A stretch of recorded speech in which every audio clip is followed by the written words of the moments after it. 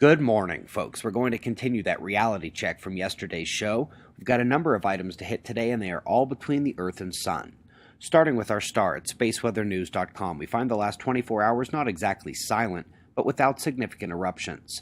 The most prominent coronal hole is the southern polar extension, but it remains at high latitude.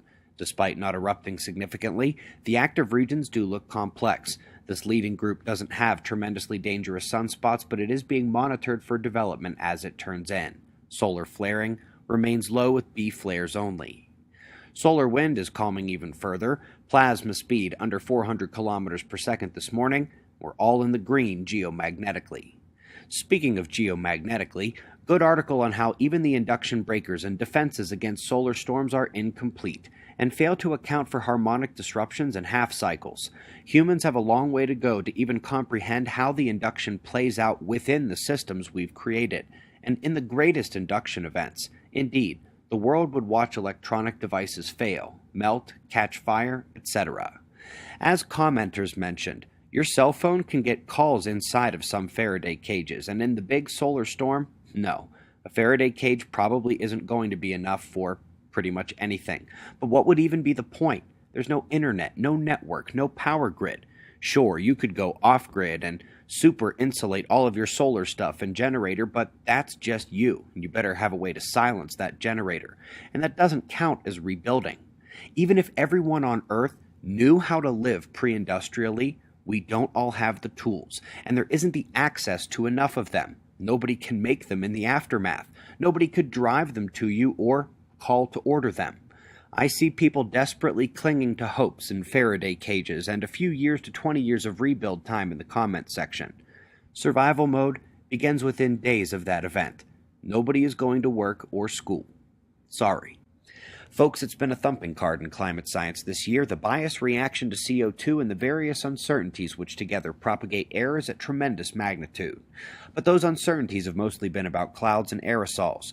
But now we throw internal variability into the mix. It is a new twist added to the climate conundrum cocktail. And of course we do hit that bias every week as well.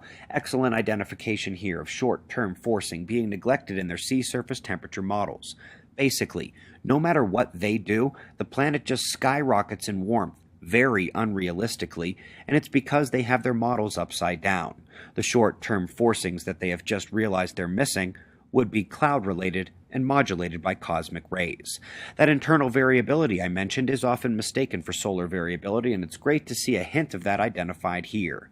In fact, virtually nobody correctly captures the fluctuations in solar irradiance, and not only is this one of the key items that solar physicists have been screaming at climate scientists about for years, but that's just irradiance. It doesn't even touch the brand new solar particle forcing dataset to be used in future IPCC reports. We cure the uncertainty and correct the bias by properly accounting for the sun and cosmic rays, which are also going into those models for the first time.